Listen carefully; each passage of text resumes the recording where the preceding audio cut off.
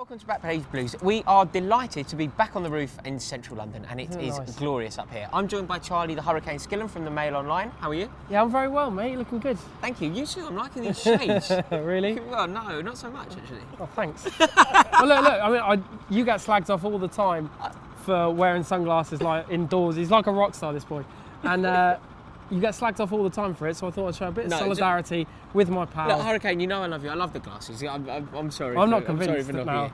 No, keep them on. Like, I'm gonna get all self-conscious now. I'm gonna stick them up here. Look. Thumbs up if you like Charlie's glasses. Thumbs up if you like the glasses. I love them. I'll be giving that a thumbs up from my personal account. They all want to see my eyes. That's what it's about. I've got some very good news for you guys watching.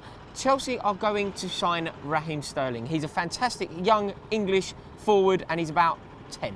So this is fantastic news. 10 and a half. Right? Wrong, actually. You know, we talked about Sterling before and that's when it looked like it could happen. There's recent reports that were back in for him. Those are not true, I don't think.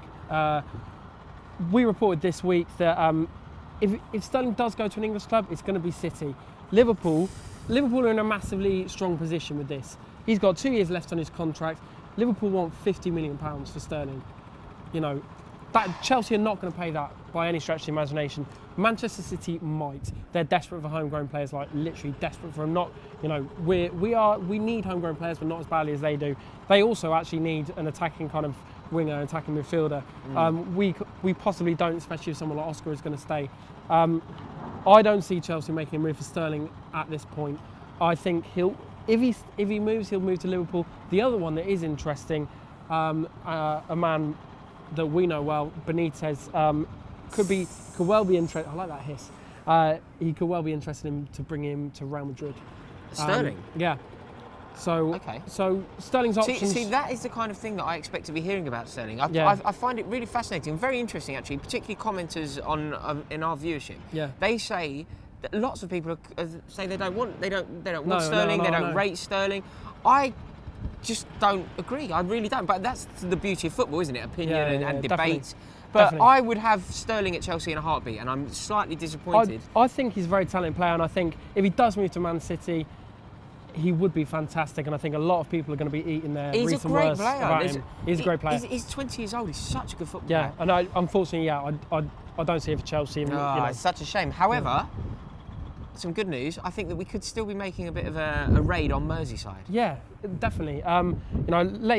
Latest thing we reported this week in terms of Chelsea bringing in is John Stones.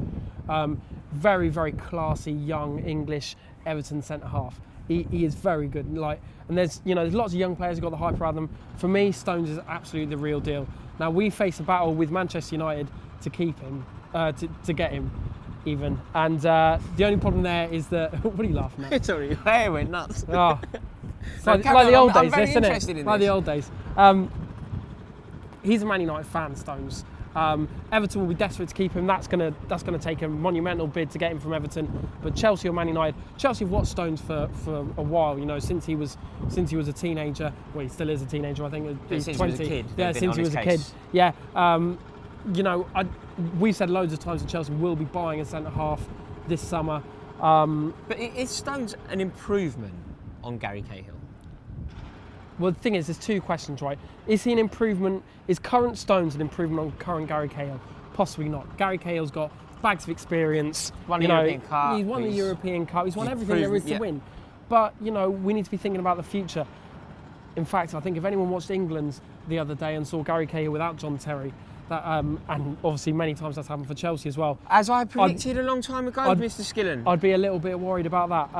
Charlie, I said this ages ago, and I thought that Gary Cahill played very well towards the end of last season. Yeah, definitely. When we were playing, our fixtures towards the end of last season were Queen's Park Rangers and Crystal Palace, and I think that is Gary Cahill's bread and butter. Can he beat Charlie Austin to a 50-50? 100%. Yeah. Can he race a winger and get there and make a side challenge and put the ball into touch?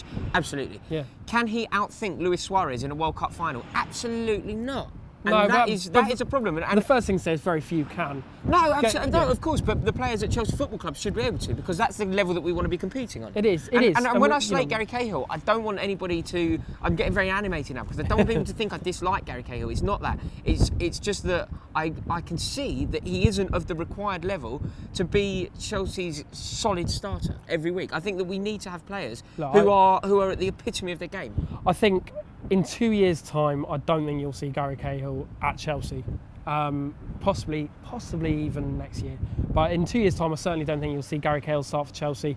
This is why we're looking at people like John Stones. We're looking to bring through Kurt Zouma. We were looking at Raphael Varane. Get them playing with John Terry. So you get Stones partnered up with Terry, and then he has the benefit of learning from Terry and therefore learning through Desai. His ability is going to double. This is a deal I'm actually really excited about. Unfortunately, I think Man United have the edge just now, and I also think he'd go straight into Man United's team, whereas that possibly wouldn't be the case for Chelsea. Yeah, I'd agree. But so if we get Stones, it's going to take. What are Everton going to get out of it? Just a few quid? Well, look, a bit more than that. You know, said this last week about Newcastle. They're also interested in signing Patrick Bamford. The comments went absolutely mental with this one. I can see why, but you know, everyone's excited about Patrick Bamford being, you know, Chelsea's new young English striker. Now it remains to be seen whether they'll go all in for him or just for a loan. I think a loan to Everton for Patrick Bamford would be great. Great for Chelsea Football Club as well, which is a priority. Yeah, exactly. I mean, he'd probably be behind Lukaku in the pecking order, but I think not for long. No, Lukaku will talk his way into the out of the club. Yeah, probably. But you know, there are questions. I think the hierarchy at the club has questions whether Bamford can really do it for Chelsea at the top level.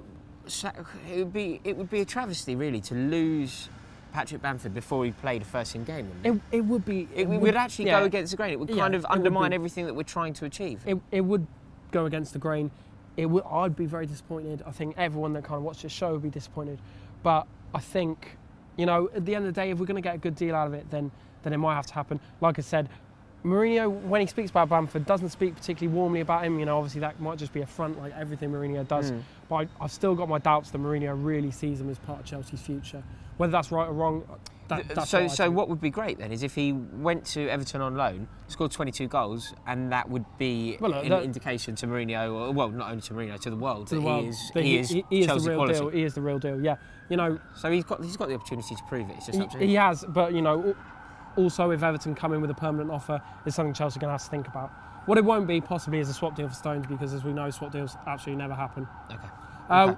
Last quickly, Bertrand Traore. Yeah, well, this is a young player that we'd loaned out to Vitesse, and he actually has impressed so much that we reported today that he could actually be back in the first team for Chelsea next year, back in and around the first team squad. So that's on the Mail Online. Is that kind of common news? Is that what people are thinking, or is that something that one of your reporters got hold of? It's been in the offing for a while. I think this is the first time that it's been reported kind of concrete. He'll definitely be back at Chelsea in the summer. Mourinho will kind of run the rule over him again. He's probably been the most impressive loanee, maybe apart from Bamford. He's been one of the most impressive loanees. There was a bug on my leg. Oh, okay, well, should we do the whole thing again? Sorry, I was listening, but I thought I was being attacked. So Bertrand Traore back in blue. Yeah, definitely back in blue for the summer. You know, Mourinho run the rule over him in pre-season. Possibly do another loan, but it's about time for him. I've known about him for a long time now. The thinking is that he'll be back in the first team squad, in and around the first team squad. Anyway. Excellent, lovely. Well, Charlie, that was wonderful. Thank you very much wonderful for joining stuff, me. Cheers, no problem. Always. The Hurricane's off on holiday, yes. So I don't think we can have the privilege of him next week unless we can convince him somehow to do some sort of Skype chat. I'll be back, from mate, the Greek worry. Isles. I'll be back. Putting those sunshades to good use. Absolutely, mate. Well, mate, I'm going to be all roaried up. I'm going to have shorts, shorts, slick back hair. I'm going to have the lot. That's what I want. I want micro shorts and espadrilles.